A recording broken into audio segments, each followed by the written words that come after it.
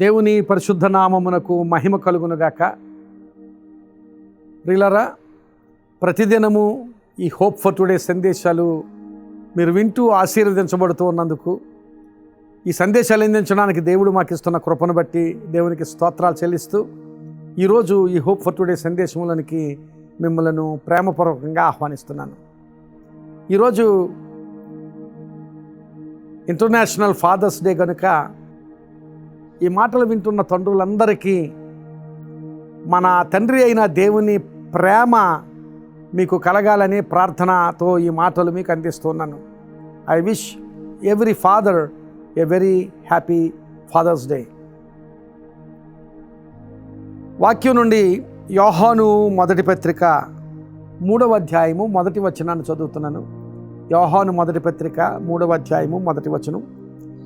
మనము దేవుని పిల్లలమని పిలువబడినట్లు తండ్రి మనకెట్టి ప్రేమను అనుగ్రహించెనో చూడుడి.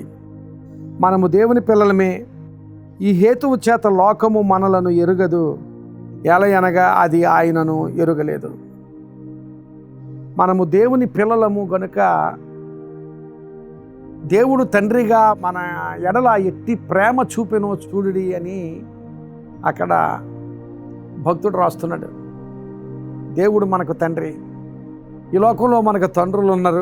ఆ తండ్రులు మనకు తప్పక ఆశీర్వాదకరంగా ఉన్నారు. వారిని బట్టి, ఆ తండ్రులని బట్టి దేవునికి స్తోత్రం చెల్లిస్తున్నాను. తండ్రులందరూ మీ బిడ్డలకు ఆశీర్వాదకరంగా ఉండగలిగేటట్లుగా దేవుడు మీకు సహాయం చేయనుగాక.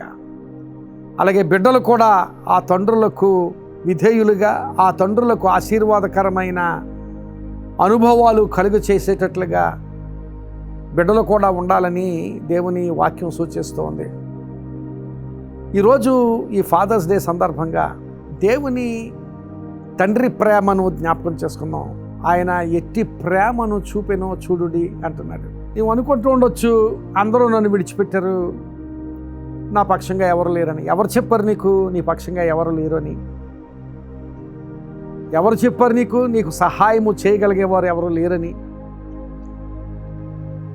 ఎవరు చెప్పారు నీ ప్రతికూలతలోనే నీవు ఉండిపోవలసి వస్తుందని?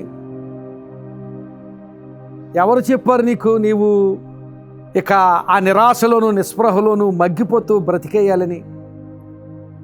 దేవుని వాక్యం మాట్లాడుతుంది.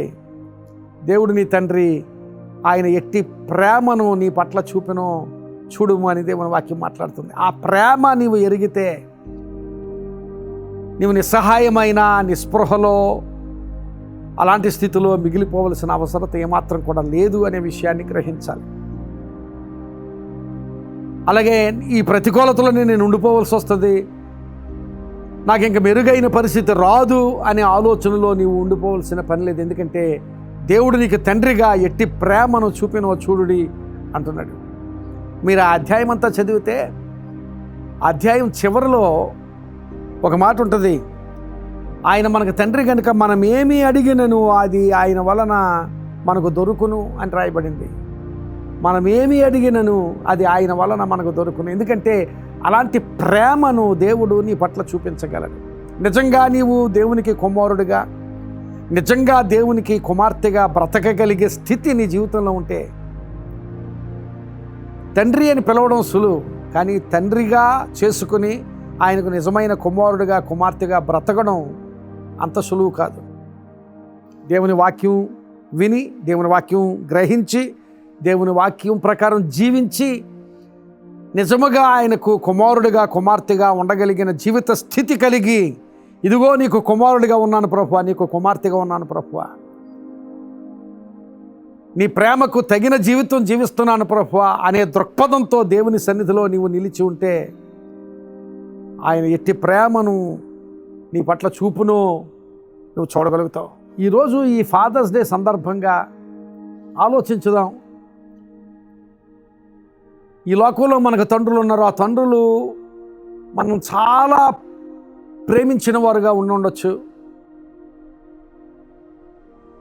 మనము అడిగినవి మనకి ఇచ్చి ఉండొచ్చు. కొన్నిసార్లు అడిగినవి మన తండ్రులు ఇవ్వలేకపోవచ్చు. కానీ నీ పరలోకపు తండ్రి, ఆయనకు అసాధ్యమైనది ఏదీ లేదు కనుక ఆయన ఏదైనా నీకు ఇవ్వగలడు. మనం ఏమి అడిగినను అది ఆయన వలన దొరుకును. ఎందుకంటే ఆయనకు అసాధ్యమైనది ఏదీ లేదు. ఆయన శక్తికి సాధ్యం కానిది ఏదీ లేదు. ఆ అపరిమితమైన శక్తి కలిగిన ఆయన ప్రేమను నీవు పొందుకొని ఆయనకు నిజమైన కుమారుడుగా కుమార్తెగా బ్రతుకుతూ, దేవా నీ కుమారుడిగా ఉన్నను, నీ ప్రేమను చూపించు ప్రభు అని ప్రార్థన చేస్తే దేవుడు తప్పక గొప్ప కార్యం చేస్తాడు.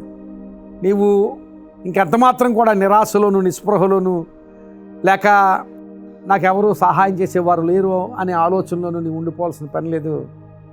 దేవుడు నీకు తండ్రి. యేసుక్రీస్తు ప్రభు అన్నాడు, ఒక కుమారుడు తండ్రి దగ్గరికి వచ్చి చేపను అడిగితే పామునిస్తాడా, గుడ్డును అడిగితే తేలినిస్తాడా? మానవులైన మీరే మీ కుమారులకు మంచి ఈవులను ఇవ్వడం మీకు తెలిస్తే పరలోకపు తండ్రి ఎంతో గొప్పవాడు.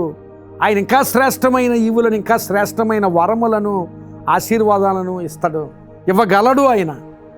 కనుక ఆ తండ్రి ప్రేమను నీవు పొందుకోవాలంటే, ఆ తండ్రి ప్రేమ నుండి నీవు ఆశీర్వాదం, నీవు శ్రేష్టమైన ఈవులు పొందుకోవాలంటే ఆయనకు నిజమైన కుమారుడిగా నిజమైన కుమార్తెగా బ్రతకడం నేర్చుకుని, నీ వాక్య ప్రకారం బ్రతుకుతాను ప్రభువా, నీకు నిజమైన కుమారుడిగా కుమార్తెగా ఉంటాను ప్రభువా అనే నిర్ణయం చేసుకుని నీ జీవితాన్ని దేవుని ముందుంచు. దేవుడు తప్పక తన తండ్రి ప్రేమను నీ పట్ల చూపి, నీ ఊహించని కార్యాలు, కొన్నిసార్లు నీవు అడగని కార్యాలు, నీ శక్తికి మించిన కార్యాలు దేవుడు నీ జీవితంలో చేసి ఆశీర్వాదం కలిగిన జీవితంగా నీ జీవితాన్ని చేస్తాడు.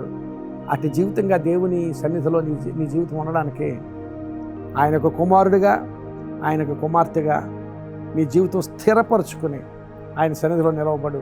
ఆయన అడుగు, దేవుడు గొప్ప కార్యాలు నీ జీవితంలో చేస్తాడు. మనం ఏది అడుగునను అది ఆయన వలన దొరకను. అతి ఆశీర్వాద స్థితి దేవుడు నీకు దయచేయను గాక. ప్రార్థన చేసుకుందాం.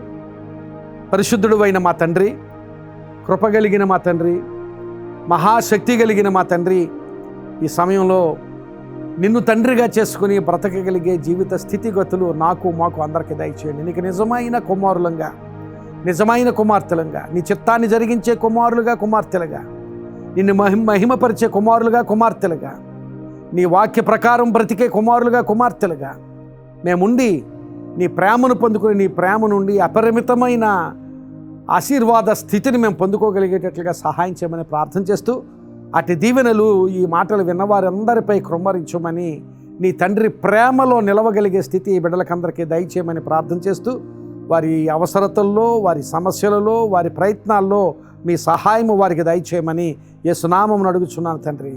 ఆమేన్. God bless you friends. ఈ సందేశం మీకు ఆశీర్వాదకరంగా ఉంటే మీకు తెలిసిన వారికి తప్పక షేర్ చేయండి. అలా చేసి ఇతరులకు ఆశీర్వాద కారణంగా ఉండండి. మీరు ఆశీర్వాదం పొందండి. దేవుడు మిమ్మల్ని దీవించును గాక. Once again a happy father's day.